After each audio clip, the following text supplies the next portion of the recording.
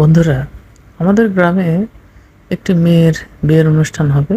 তো সেক্ষেত্রে আসলে আমি আপনাদেরকে এই ভিডিওটি করার একটি উদ্দেশ্য যে আমাদের গ্রামে যখন কোনো মেয়ের বিয়ে হয়, তো আমাদের গ্রামের সবাই মিলে কিভাবে সেই বিয়ের অনুষ্ঠানটাকে সম্পন্ন করে সেটাই আপনাদেরকে একটু দেখানোর চেষ্টা করছি।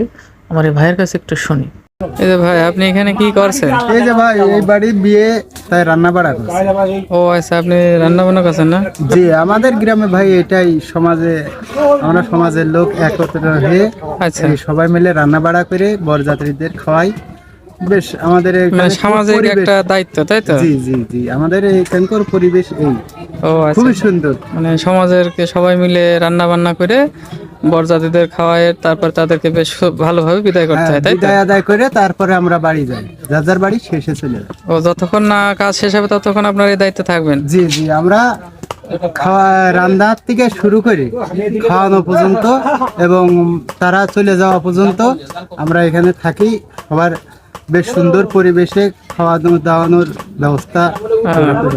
এর বিনিময়ে কি আপনারা কোনো টাকা না পয়সা না নেন? না ভাই, আমরা কোনো টাকা পয়সা কিছুই না।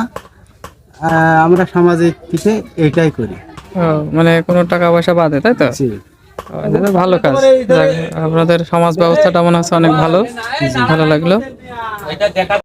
তো এভাবেই দায়িত্ব নিয়ে আমাদের গ্রামের প্রত্যেকটা মানুষ সেই বিয়েতে অনুষ্ঠানে থাকে এবং একে অপরের সাথে মিলেমিশে সবাই এই বিয়ের অনুষ্ঠানটাকে সম্পন্ন করে এবং সেই বিয়েটাকে সুন্দরভাবে গোছালোভাবে পরিবেশন করে।